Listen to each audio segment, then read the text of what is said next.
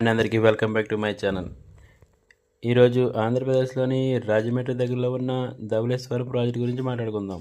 ఇది 1850 సంవత్సరంలో sir Arthur cotton గారు నిర్మించారు.